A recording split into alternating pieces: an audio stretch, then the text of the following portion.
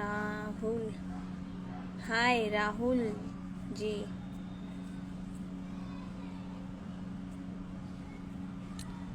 बहुत सुंदर लग रही हो। थैंक यू, थैंक यू, धन्यवाद।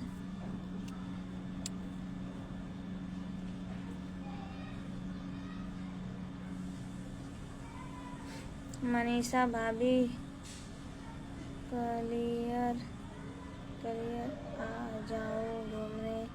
ठीक है, घूम लीजिए आप लोग।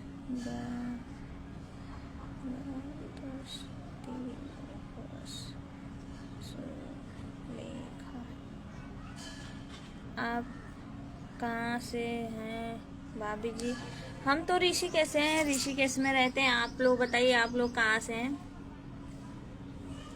रोहित कुमार,